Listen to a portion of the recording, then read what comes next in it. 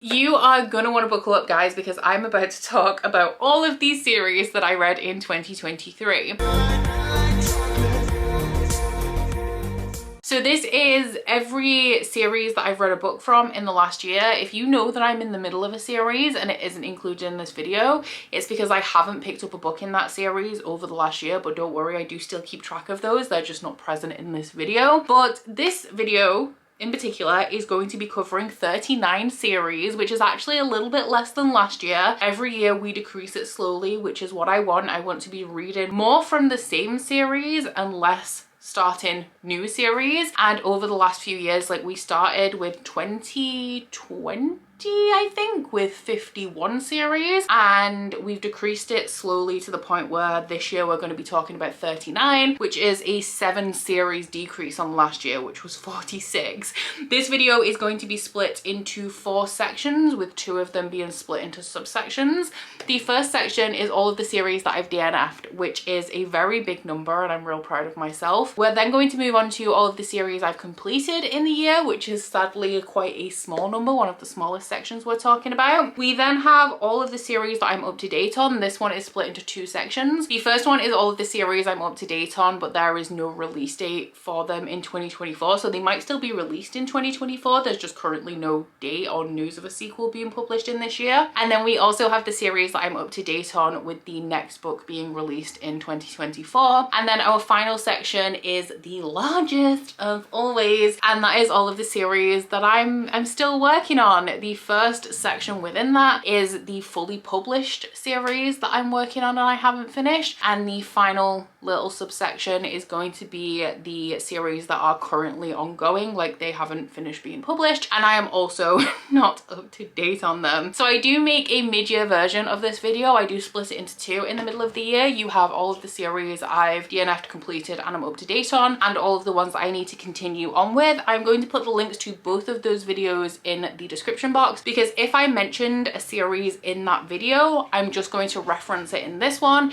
And if you want some more information about the synopsis, what the series is about, all my thoughts on it, then you can go ahead and check out that video. It just saves us a little bit of time in this one, or otherwise it would 100% be over an hour. So instead of just repeating myself, I may as well just reference you back to content that I've already made, if you do want that information. So we are going to be starting off with the series that I have DNF'd in 2023. We have 11 of these in total. The ones that I have already mentioned is Dickfight Island by Raven Ike. I read the first volume in 2023. This is like a soft DNF. I currently don't really intend to continue on with this series, but if I were to stumble upon like later volumes, I would probably pick them up. This was a good time, and just not like, it's not a priority me continuing this one. We also have Children of the Whales by Abby Umeda. I read a couple of volumes of this in 2023. It's a YA fantasy manga, and I read 12 volumes of this in total before I DNF'd. I also DNF'd the Serpent Gates series by A.K. Larkwood. This one is an adult fantasy, and I just read the 1 book. I also DNF'd the Magic of the Lost series by C.L. Clarke. This one is an adult military fantasy, and I read the first 2 books, which is all that's currently published. And the last one that I mentioned in the mid-year check-in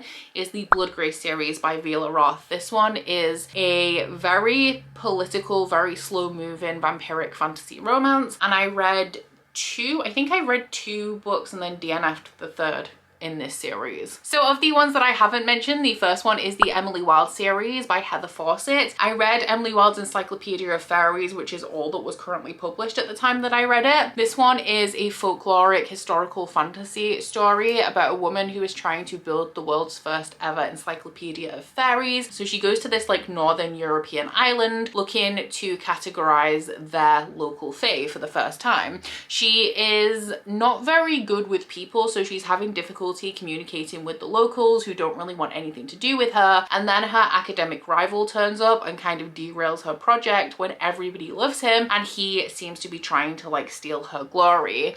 This one is kind of like a wholesome folkloric cozy fantasy story. I did really enjoy this one. It's just I feel like I've taken everything from this story that I needed to, and I don't feel any desire to continue and read the sequel. We also have the Shadows and Crown series by S.M. Gaither. This one is is a new adult-ish, I guess, fantasy romance series. It does read kind of YA, but with more like upper YA new adult romantic content. This one is about a young woman who is a thief, and she travels across the land to collect a flower to save her mother from the fading sickness, which is something that's plaguing the realm, and it's something that the main character also has. So there's only a specific location where this flower grows from, and the main character is captured by the captain of the guard to the king when she's trying to harvest it, and the king then asks her to see if she can figure out how to cure the fading sickness, seeing as she has it and hasn't died from it. This one is compared to Throne of Glass and From Blood and Ash. I would say that that is accurate in that the main character is essentially Selena Sardothian, and that the banter between the main character and the love interest is essentially the same as between Poppy and Hawk, but I found this to be very, very unengaging. It was pretty much in one ear out the other. I didn't retain anything that happened in here, and on paper everything in this book is something that I should enjoy, but something just didn't come together in the execution for me, and this one actually made my worst books of the year list. I also DNF'd the Rook and Rose series by M.A. Carrick. Like the Shadow and Crown series, this is one that I thought I was really going to enjoy. It has stood out to me for a long time, and I was desperate to pick it up. So when I didn't love this one, I was incredibly disappointed. This one is like a Venetian inspired high fantasy series. It's kind of historical fantasy, but it does take place in a fantastical world, not actually in Italy in the past. And this one is following a con artist who is trying to make her way into this influential family by convincing them that she is their long lost niece. Now, this family that she thinks is rich is actually not doing so well, and so when she turns up, they are immediately suspicious of her. They can't support her,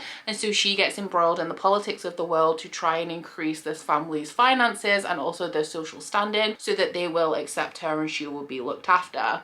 There is also a plot line in here where one of the main character's brothers was killed by this legendary like Robin Hood type figure called the Rook, and everybody is trying to figure out who the Rook is because he has been blamed for the death of this prominent person in society. This one I thought was very promising. I really like the atmosphere. I love like old Italian inspired settings, and I also love things that verge on historical fantasy or are historical fantasy from this kind of time period, especially when they deal with the glitz and the glamour and the opulence of the time like this one did. But ultimately it kind of just, the longer it went on, I never really grew more attached to the characters, and it lost my interest quite quickly. I'm really disappointed about this one, but yeah, I won't be continuing. Oh, this is getting rough, guys. Another real big disappointment for me was the Radiant Emperor series by Shelley Parker Chan. This one is a historical fantasy and also a military fantasy that I thought I was really going to love. I'd set it aside as a rainy day book. So this one is about a young girl who goes to an oracle with her brother, and they are told that the boy has like bright things in his future. He has a future full of like wonder and glory, and the main character essentially doesn't have a future at all. So when her father and her brother are killed by bandits, she assumes her brother's identity and joins a monastery where she ends up in the middle of the conflict between the remnants of the Song dynasty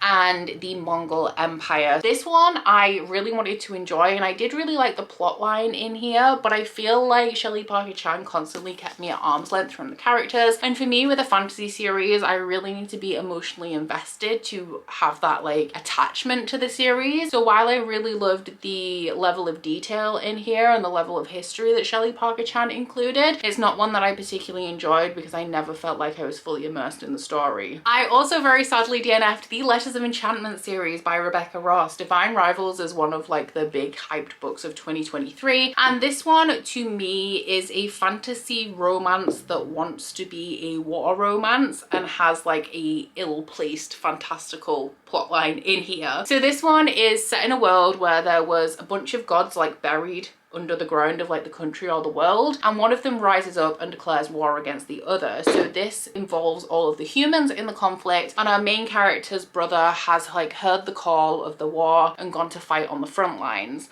So this sends the main character's life into disarray when her mother resorts to alcoholism to cope with her son, who went to the front lines and essentially they never heard from him again, so he has potentially died. And because of this, the main character has had to drop out of school and find work. So she's currently currently an intern at a newspaper where she is competing for a promotion with this privileged guy called Roman, who has his own set of problems where his father is kind of pushing him into a future that he really just doesn't want for himself. So the main character Iris starts to essentially vent by writing letters to her brother that she knows he's not going to receive, but mysteriously Roman ends up receiving them instead, and they start to communicate, with Roman knowing who Iris is, but Iris having no idea who is on the other end of her letters. So this one feels like a World War I romance. It feels like that is what it's intended to be, with this fantastical plotline in the background. And I was very interested going into this because it is, in terms of the fantasy world, it is quite high fantasy. It's set in a fictional land, a fictional city, but the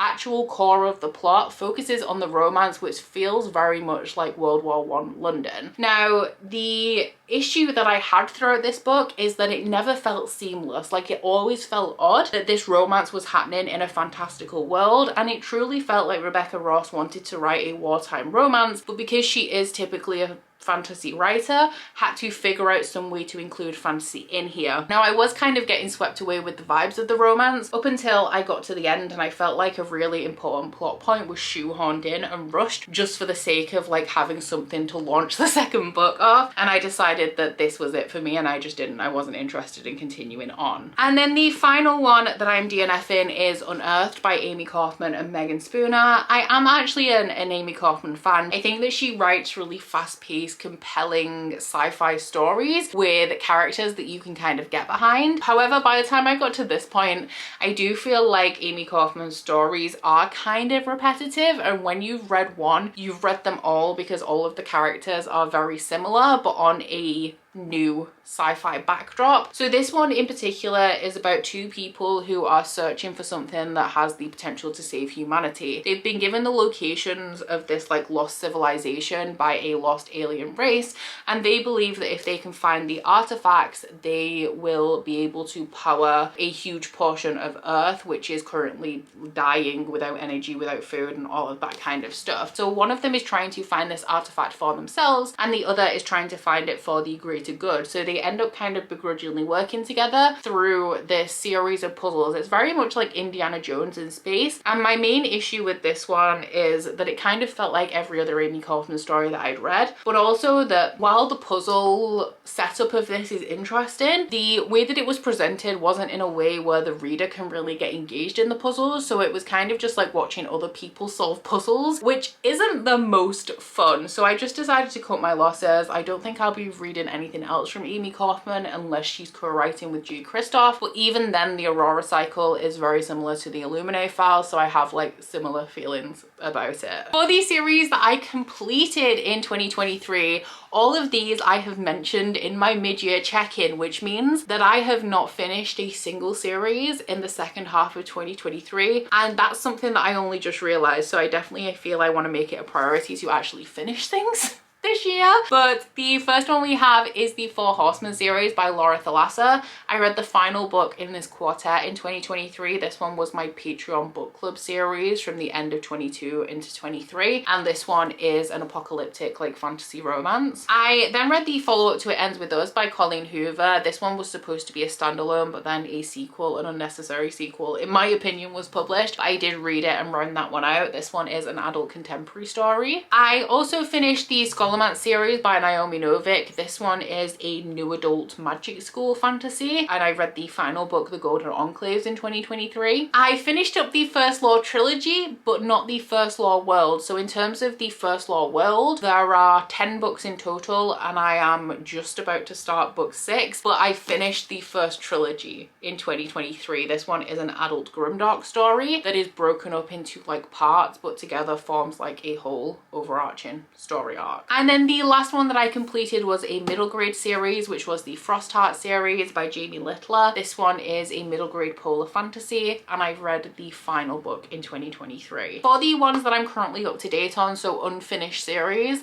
that have no release date in 2024, like currently available, the first two are ones that I've mentioned in the mid-year check-in. The first one being the Wayfarers series by Becky Chambers. This one is a series of sci-fi standalones that deal heavily with contemporary issues. This this one could be completed. I have no idea like what Becky Chambers' plan for this series is, like how many books in total, because I did originally think it was a trilogy and then book 4 was published, which is the one that I read in 2023. So I'm tentatively saying that this is an ongoing series, but who knows. And then the other one is my favorite series of all time, which is the Red Rising series by Pierce Brown. This one is an adult sci-fi series that has an overarching dystopian plot but reads like a martial fantasy, and in 2023 I read books 4, 5 and 6 in this one. I also caught up with the You series by Caroline Kepnes. Books 1 and 2 in this series are some of my favorite books of all time. The most recent installment, which is the one that I read in 2023, actually just made my worst books of the year. But this one is like an adult thriller suspense series following a guy called Joe Goldberg, who is a stalker. Like on the surface he seems like a stand-up guy, he's charming, he's sensitive, he's sweet, he's attentive. He works in a bookstore in New York, and one day this girl walks in and he becomes infatuated with her. So this series is told in the second perspective, so it's like narrated to the reader, which adds like an extra level of discomfort to the story. But I really love the way that Caroline Kepnes has written this, that puts you in the mind of the person doing the bad thing, but like low-key makes you empathize with him. It has derailed a little bit for me in the later installments because it's just kind of like repeating the same thing over and over again with no like satisfactory level of advancement within the installments. I do feel like this is one that I am going to continue to keep up with, even though it's not as good as it was in the first couple of installments. We also have the Fortuna Swan series by KJ Sutton. I read the recently released book 5, Endless Terrors, in 2023. This one is a fairy romance series that has a whole bunch of creatures in, including like there's dragon shifters, werewolves, there's the unseelie and the seelie fae, selkies, a whole bunch of stuff. And our main character herself is a nightmare. So nightmares are pretty rare. There's only her and her brother left in existence to her knowledge. And a couple of years prior to the start of this story, her brother has gone missing and she has expended all resources trying to find him. And when she's pretty much given up hope, she's approached by a fairy male that tells her that he knows exactly where her brother is and he will take her directly to him, providing that she marries him. And this is one of my favorite like indie fantasy romance series. The plot of book 5 is very different from the plot of book 1, but I love the main character Fortuna and like her growth, her strength, her loyalty, how she does like really stupid things and makes really dumb decisions, but you still love her anyway. Book 5 was not my favorite book in the series. I felt like it took us to a new setting that made it feel like almost like it wasn't a Fortuna book, but there is only one book left in this series. I think it's going to be published potentially early 2025, so definitely I think like no 2024 release on this one. And then the final one for this section does belong here, but also like low-key belongs in the next section as well, and that is Her Majesty's Royal Coven by Juno Dawson. So I read the second book in 2023, which was published in 2023. In 24 there is a prequel being released called Queen Bee, but we don't have a date on the final book in the trilogy yet. So there is a book connected to this series published next year, or this year should I say, but not like the direct sequel, if that makes sense. But this one is a contemporary fantasy story set in Northern England, following a group of women who were very close when they were young. In their early 20s, there was a war between the warlocks and the witches, and all of these women got pulled into it. And since then, they've kind of all gone their separate ways, moving on to different like stages of their life, different careers, and they are brought together once again when the High Priestess of Her Majesty's Royal Coven says that she has found a child that is the key to a prophecy. The prophecy says that the sullied child is going to be found, and that is going to herald the arrival of a demon that will bring about the end of days. So Helena, who is the High Priestess, contacts her friend Neve and asks her to rehabilitate this child so that they don't become that sullied child that brings about the end of days. I really love this series. It's a contemporary fantasy and it really reads like quite contemporary, but Juno Dawson's plot twists are amazing, and I just cannot believe the cliffhanger that she leaves us on. So I'm very eagerly anticipating book 3, which will hopefully, potentially, maybe not arrive in 2024, but I will still be reading the prequel anyway. So of the ones that I'm up to date on that do have a 2024 release date for a sequel, one of them I have mentioned in my mid-year check-in video. One of the best starts to a fantasy series and the best sequel to a fantasy series I've read in a long time, so definitely pick this one up if you haven't already. But that is the Ending Fire trilogy by Sarah L. Arifi. Sophie. This one is an adult high fantasy trilogy, and book 3 is going to be released at the end, is it like August potentially, 24. Of the ones I haven't mentioned, the first is another fantasy series that I would 100% recommend checking out, especially if you are a fan of the Everand trilogy by S.A. Chakraborty, or also the Winter Night trilogy by Catherine Arden, and that is the Pomegranate Gate by Ariel Kaplan. So this one is a fantasy series that is heavily inspired by medieval Spain. So it is set at a time where the Jewish citizens of Spain are like, this is a high fantasy world, so the fictionalized version of Spain in this world, were asked to either convert to Christianity or leave the city.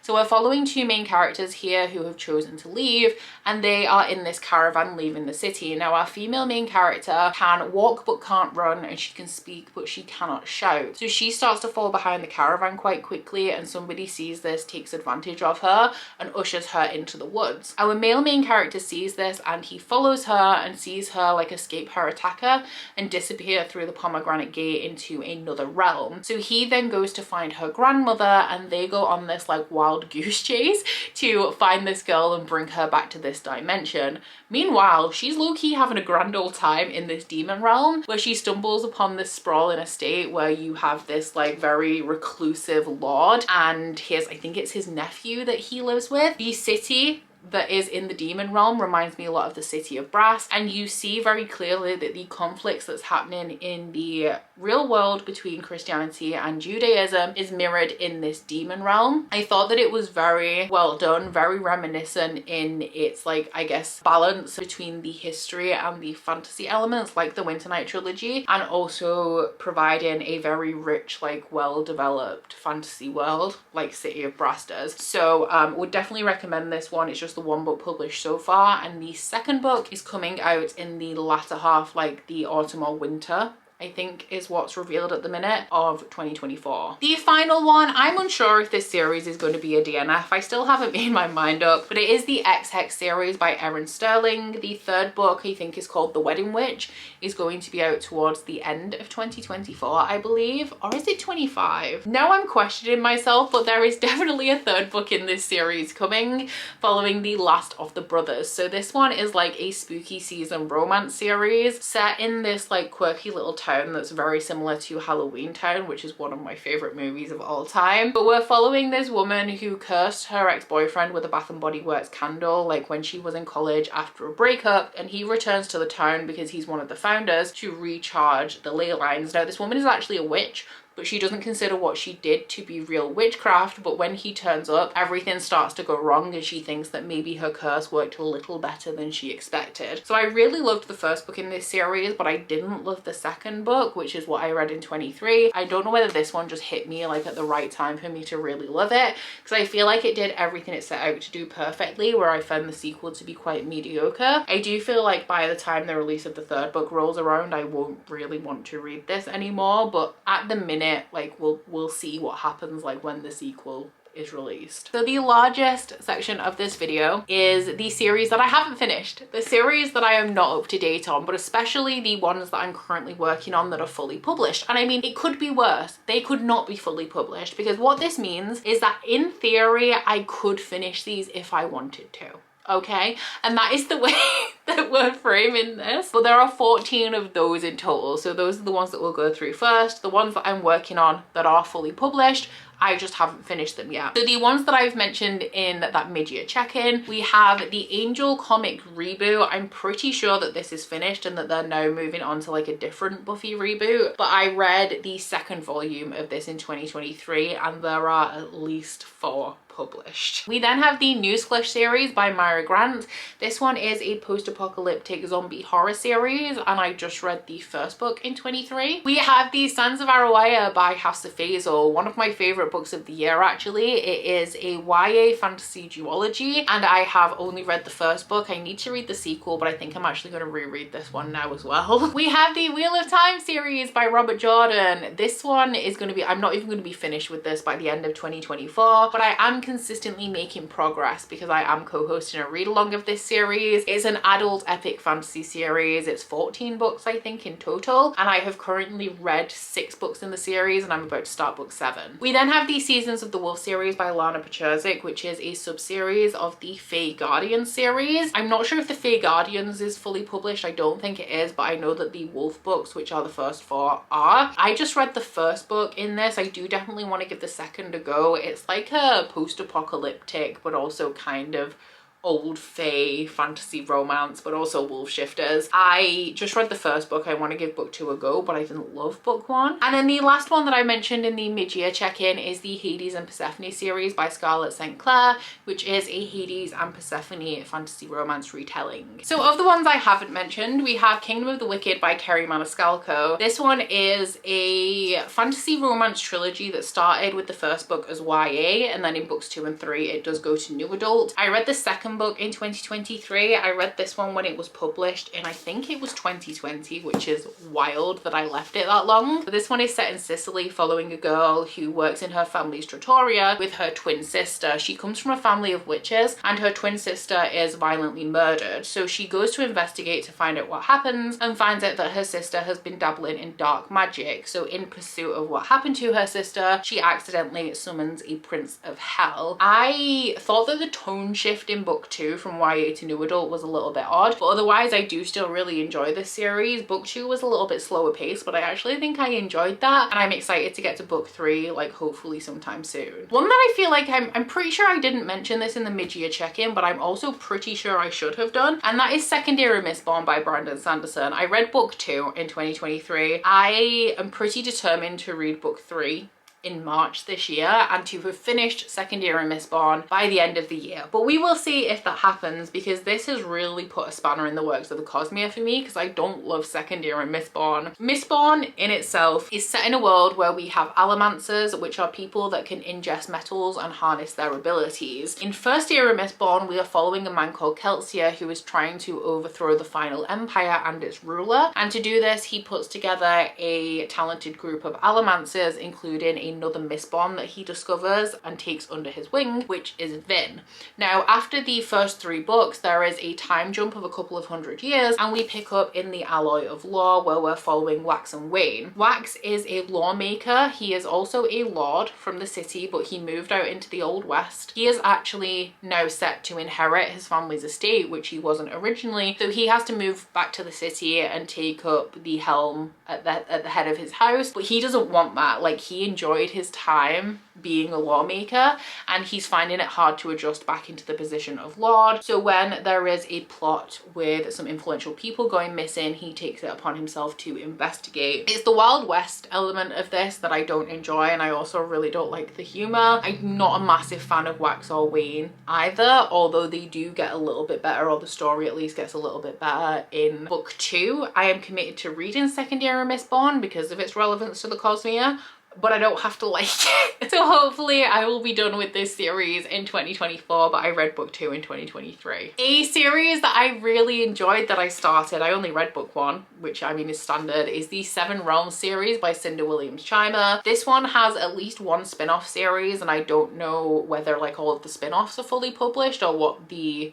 like scope of the extended world is. But I know that the Seven Realms series, in terms of it being the 4 books of the Seven Realms series, is done. So this one is a YA multi-perspective high fantasy that is set in a world where the Demon King, like 1,000 years ago, kidnapped either the princess or the queen and dragged her away against her will. Now, she managed to get free from him and became this legendary figure in the world, but this resulted in the magic of the wizards being tightly controlled to stop any future Demon King from arising. And it is the responsibility of the clanspeople who make the amulets for the wizards in this world to keep them in check. However, after 1,000 years, the wizards have had enough of this and they would like to take control once again. The wizard advisor of the queen is starting to act a little bit suspicious, and one of our main characters, her daughter, is starting to take notice, but there is very little that she can do. Another one of our main characters is a street thief. He's like the leader of a street gang, but he is is trying to get his life on a better path to protect his family, and he ends up embroiled in this plot because he is very closely tied to the clanspeople. I was worried about this because it's YA and I don't love YA anymore, but I'm really excited to continue on with this series, and I think that The Demon King was a really strong start. One of the last books that I read in the year was The Wrath and the Dawn by Renee Ahdieh. This one is a beloved like YA fantasy from 2015. It's a 1001 Nights retelling following a girl whose best friend was murdered by the king. So every day the king takes a new bride, and our main character Shazi volunteers to be that next bride, which is uncommon because they're executed every dawn. But the reason she's doing it is because she would like to get close to the king and to kill him because of the murder of her best friend. One of the ways that she plans to do this is to buy more time for herself. So she begins telling him a story every night, but she leaves it on a cliffhanger so that he has to let her live until the next day. Very basic 1001 Nights retelling. It is a fantasy romance, which I feel like is pretty obvious from the setup. And I didn't read this at the right time. Like, I was kind of mentally all over the place, so I feel like I didn't get as absorbed into this book as I fully could, but I do definitely want to read the sequel to this because I do think it's enjoyable, and if I'd have given it the attention it deserved, I think I would have enjoyed it a little bit better. Like, I still enjoyed it, I just think I would have enjoyed it a little bit more if I'd have given it the attention it deserved. At the end of 2023, I was 3 books into the Savage Land series by Stacey Marie Brown. I say at the end of 2023 because my first read of 2024 was book 4, but this is my current Patreon book club read, so I will have finished this series by March. This one is a post-apocalyptic fantasy romance that is set in the city of Budapest, where our main character is the ward of the king. 20 years before the start of this story, the veil between the worlds of the humans and the Fae fell,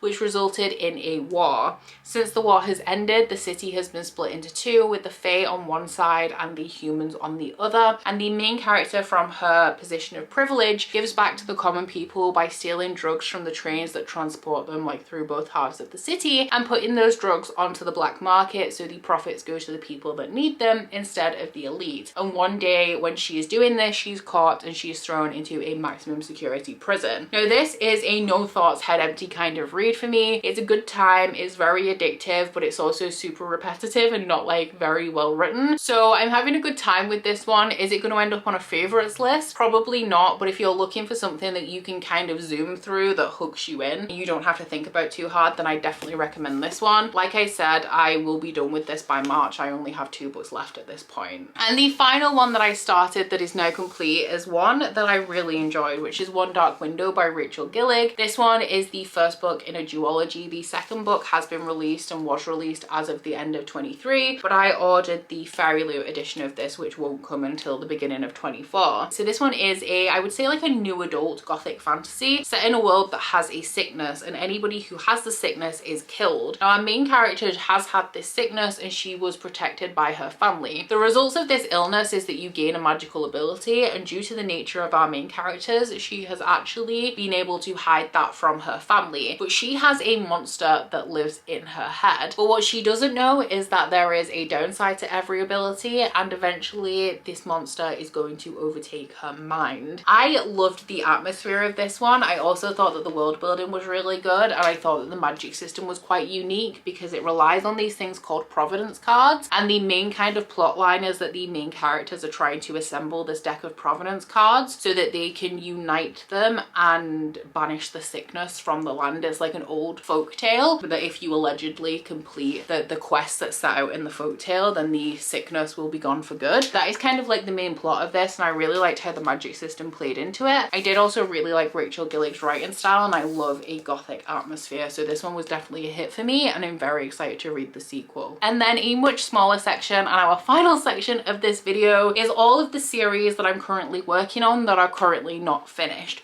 So I'm not caught up, but also these series are still ongoing. So none of these were mentioned in my mid-year check-in. I started all of them in the second half of the year, and the first one is the Kingdom of Crows series by Olivia Wildenstein. I read the first 2 books in this series pretty much back to back, and then I had to wait a little bit for the release of book 3, and as a result never really got to it. But this one is following a girl who is half fae in a world that pretty much oppresses anybody who isn't a full-blooded fae citizen. So she is best friends with the fae prince and of course madly in love with him. And one day she goes to this human party. The humans are like the most oppressed of all. And she goes to this human party where she meets an oracle that tells her that she will be the queen of all of the land if she finds, is it 5 iron crows? And so she sets off on this mission without really knowing what she's doing, assuming that it will lead her to marrying the fae prince and the man of her dreams and becoming the queen. However, that is not quite the case. This took me 40% of the way to get in, but I very quickly became addicted to it after that and just flew through this, like the second half of this and the second book. But I wouldn't necessarily call this like a no thoughts head empty kind of series. It's not like the most well developed one that I've ever read,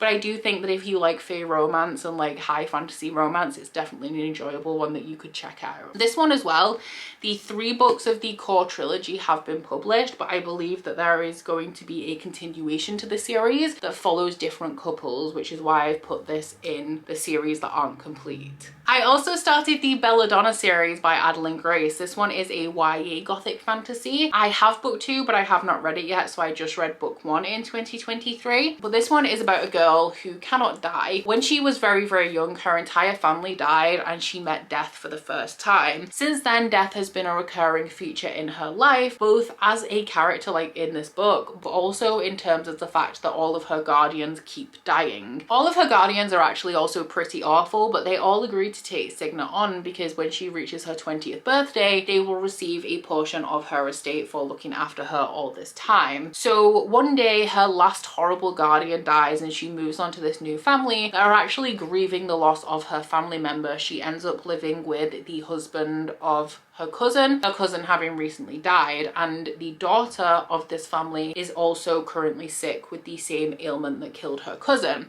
So she goes to this estate and she's treated well, she's given her own room, she's given clothes, she's fed, and because of this she wants to make sure that this family doesn't die like every other guardian that she's had. And after communing with the spirit of her dead cousin, she realizes that maybe it wasn't an illness that killed her cousin, it was something more nefarious. So she tries to get to the bottom of this throughout the course of book 1. Once again, love a gothic fantasy, so I really love the atmosphere. It's a little quicker paced than like what I typically enjoy, but I actually really enjoyed the plot of book 1.